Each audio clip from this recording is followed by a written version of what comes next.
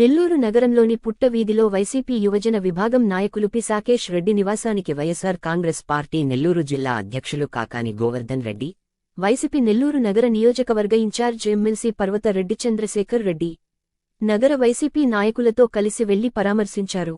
ఈ సందర్భంగా దాడికి సంబంధించిన వివరాలను వారు సాకేష్ రెడ్డిని అడిగి తెలుసుకున్నారు.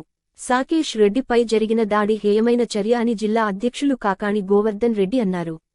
ప్రజాస్వామ్యంలో ఇలాంటి దాడులు సరికాదని, దీనిపై వైఎస్సార్ కాంగ్రెస్ పార్టీ న్యాయపోరాటం చేస్తుందని తెలిపారు.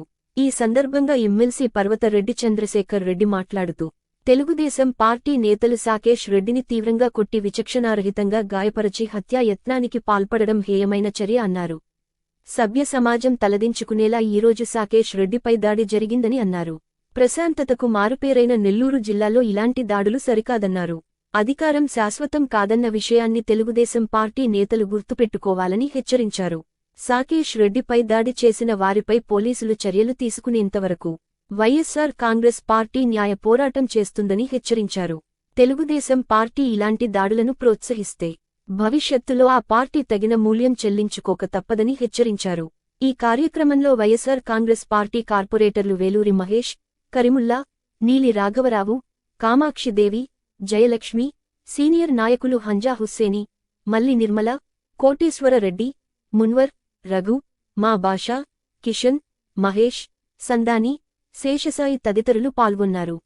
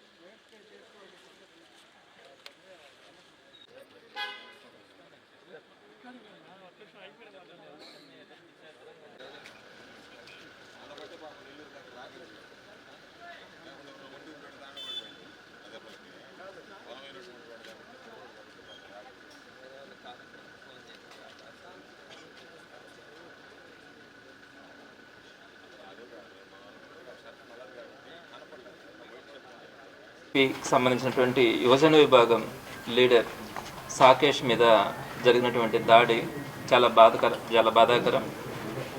4 రోజుల క్రితం తన మీద గండవరంలో తెలుగుదేశం పార్టీకి చెందినటువంటి కొంతమంది 5 మంది రాడ్డులు, పెద్ద కర్రలతో తన మీద విచక్షణారహితంగా దాడి చేసినారు. నేను ఆ తర్వాత రోజు అసెంబ్లీ సెషన్స్ అయిపోయిన తర్వాత రోజు వచ్చి తను చూసినప్పుడు రక్తగాయాలు, అంటే ఇవన్నీ కూడా ఇప్పుడు పెద్దలు గోవర్ధన్ రెడ్డి గారు చూపించినటువంటిది.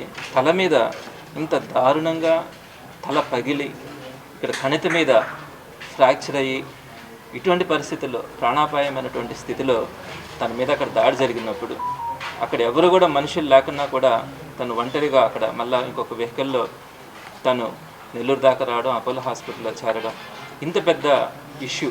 అంటే ఇక్కడ రక్తగాయాలతో ఏ విధంగా అపోలో హాస్పిటల్లో జాయిన్ అయినాడు కూడా తెలుస్తూ ఉంది. సో ఇటువంటి పరిస్థితుల్లో సుమారుగా తల మీద 15 కుట్లు వేయడం కానీ, వీపు మీద అంతా కూడా ఆ కర్రలతో కొట్టినప్పుడు వీపు అంతా కూడా కమిలిపోయింది. ఈ విధంగా దాడి చేయడం అన్నది ఎంతవరకు సమంజసం? అంటే ఒకవేళ ఏదైనా ఇష్యూస్ ఉన్నప్పుడు పోలీస్ స్టేషన్లో మీరు పెడతా ఉన్నారు, సోషల్ మీడియాలో చిన్న చిన్న పోస్టులు పెట్టినా కూడా వైఎస్ఆర్సీపీ నాయకుల మీద కార్యకర్తల మీద కేసులు పెడుతున్నారు. పెట్టండి, మా మీద కూడా పెట్టండి, సాకేష్ మీద కూడా పెట్టండి. మేము తప్పకుండా కూడా అతనికి అండగా ఉంటాం, తప్పకుండా అతను గుడిపించుకున్న దానికి న్యాయబద్ధంగా ఫైట్ చేసి తీసుకొచ్చుకుంటాం. అంతేగాని ప్రాణాలు పోయేటట్టుగా కొట్టడం ఏంటి? ఈ విధంగా దీన్ని ఉపేక్షిస్తే నెల్లూరు ప్రజలు కానీ మీడియా కానీ అందరూ కూడా పెద్దలందరికీ కూడా ఇదే తెలియజేస్తూ ఉన్నాం. ఈ విధంగా ప్రాణాలు పోయేటట్టుగా కొడితే రేపొద్దున ఆ విధంగా వీళ్ళకి అలవాటు అయిపోతే ఈరోజు మనం దీన్ని ఎవరు కూడా ఖండించకుండా ప్రజలంతా కూడా దీని మీద ఇటువంటి చర్యల్ని ఖండించకపోతే రేపొద్దున అలవాటు అయిపోతుంది వాళ్ళకి. ఎక్కడైనా చూసామా? ఎప్పుడైనా కూడా నెల్లూరు జిల్లాలో ఈ విధంగా మారణాయుధాలతో దాడి చేయడం, ఒక మనిషి చచ్చిపెట్టేట్టుగా వైఎస్ఆర్సీపీ లీడర్స్ పరిస్థితి ఏ విధంగా ఉంటే చిన్న కార్యకర్తల పరిస్థితి ఏ విధంగా ఉంటుంది? సో ఇది చాలా బాధించినటువంటి విషయం.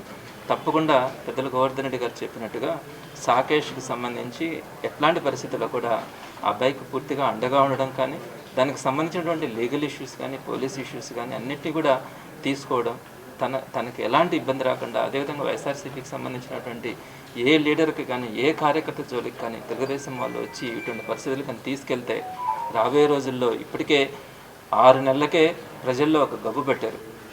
ఇటువంటి దాడులు చూస్తే నెల్లూరులో అసహించుకుంటారు. నెల్లూరు ప్రజలు ఎప్పుడూ కూడా సున్నిత మనస్కులు, పద్ధతిగా వెళ్ళాలనుకుంటారు.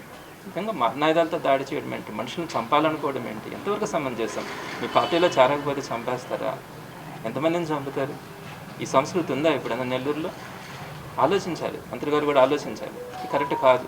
ఈ విధంగా కనుక చేస్తే రాబోయే రోజుల్లో పెద్ద ఎత్తున మీ మీద తిరుగుబాటు చేయడం కూడా జరుగుతుంది, ప్రజలే చేయడం కూడా జరుగుతుంది. సో అందరికీ కూడా వైఎస్ఆర్సీపీ పార్టీ కార్యకర్తలకు కానీ, నాయకులకు కానీ అందరికీ కూడా చెప్తా ఉన్నాం, ఎలాంటి పరిస్థితుల్లో కూడా దీని గురించి కూడా మనం ఆలోచించాల్సిన అవసరం లేదు. జగన్మోహన్ రెడ్డి గారి దగ్గర నుంచి ప్రతి ఒక్కరు కూడా, పార్టీలో ఉన్నటువంటి ఏ ఒక్కరికి ఇబ్బంది కలిగినా కూడా ప్రతి ఒక్కరూ అండగా ఉంటాం, సపోర్ట్గా ఉంటాం. ఎంతకైనా కూడా మన పార్టీ కార్యకర్తలను కానీ, ప్రజలను కానీ కాపాడుకునే దాంట్లో అందరూ కూడా కలిసికట్టుగా ముందుకెళ్తామని మీ ద్వారా అందరికీ కూడా తెలియజేస్తాము. వైఎస్ఆర్ కాంగ్రెస్ పార్టీకి సంబంధించి ఉత్సాహంగా ఉండేటువంటి యువకుడు, కార్యకర్త అయినటువంటి సాకేష్ మీద జరిగినటువంటి దాడి నేను, నాతో పాటు శాసనమండలి సభ్యులు, నెల్లూరు నగర వైఎస్ఆర్ కాంగ్రెస్ పార్టీ ఇన్ఛార్జి పర్వతిరెడ్డి చంద్రశేఖర్ రెడ్డి గారు, స్థానిక కార్పొరేటర్లు, ఇతర సీనియర్ నాయకులు, కార్యకర్తలు అందరం కలిసి సాకేష్ని పరామర్శించడానికి రావడం జరిగింది. ఎంత దురదృష్టకరమైనటువంటి సంఘటనలు ఈ కూటమి ప్రభుత్వంలో జరుగుతున్నాయని చెప్పడానికి ఇది ఒక ఉదాహరణ. అంటే పాపం సాకేష్ గడిచినటువంటి ఎన్నికల్లో వైఎస్ఆర్ కాంగ్రెస్ పార్టీ పక్షాన నిలబడి చురుకుగా పనిచేసినటువంటి వ్యక్తి, రాజకీయాల్లో ఇప్పుడిప్పుడే ఎదగడానికి అవకాశం ఉన్నటువంటి వ్యక్తి. ఇటువంటి వ్యక్తి తన పొలం పనులు చూడడానికి కొడలూరు మండలంలో ఉన్నటువంటి గన్నవరం గ్రామానికి వెళ్తే అక్కడ పాపం 5 మంది, 4 చుట్టుముట్టి అతి దారుణంగా, కిరాతకంగా సాకేష్ మీద దాడి చేయడం జరిగింది.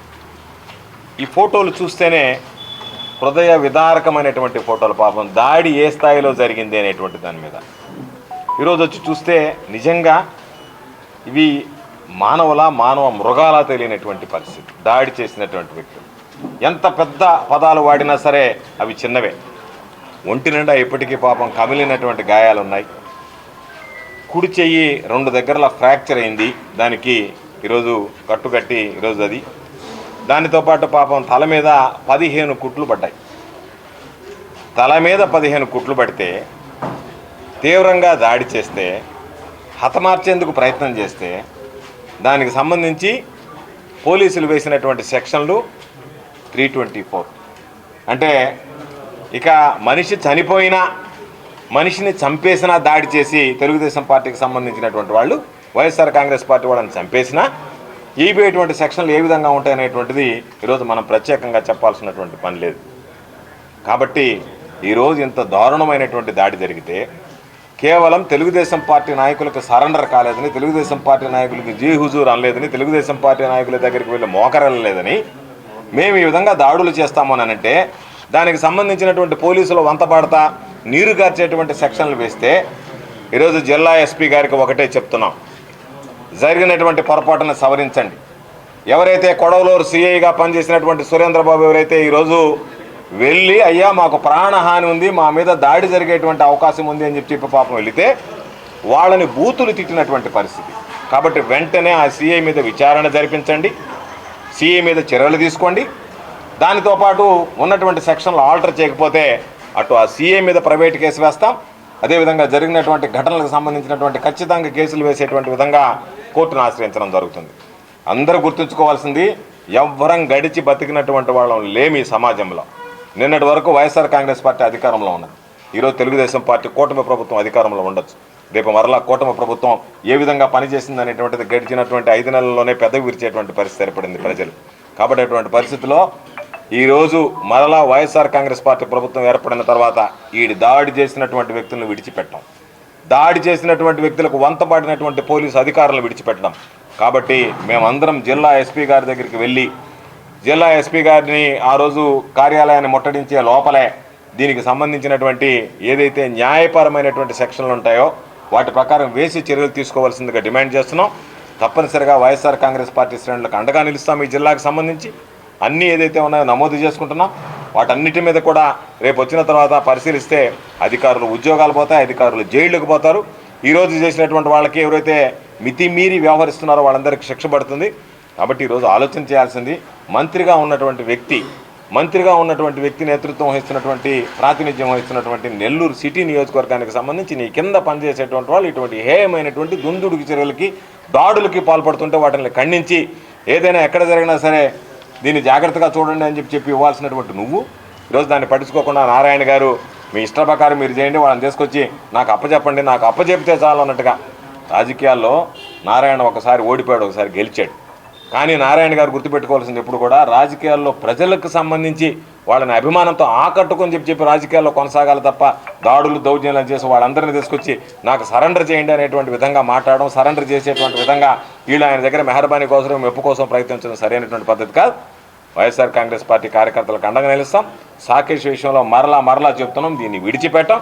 జిల్లా ఎస్పీ గారు ఇప్పటికైనా దిద్దుబాటు చర్యలు తీసుకుని సాకేష్ మీద జరిగినటువంటి దాడికి పూర్తి స్థాయిలో న్యాయం జరగాలని, సాకేష్కి ఆంధ్రం ఈ జిల్లాలో ఉండేటువంటి పూర్తి స్థాయిలో వైఎస్ఆర్ కాంగ్రెస్ పార్టీ శ్రేణులన్నీ అండగా నిలుస్తామని చెప్పి ధైర్యంగా ముందుకు వెళ్లే విధంగా అందరం ప్రోత్సహిస్తామని చెప్పి సందర్భంగా తెలియజేస్తూ ఈ దాడిని విచక్షణారహితంగా జరిగినటువంటి ఈ దాడిని అందరం కలిసి ముక్త కంఠంతో ఈరోజు ఖండిస్తున్నాం.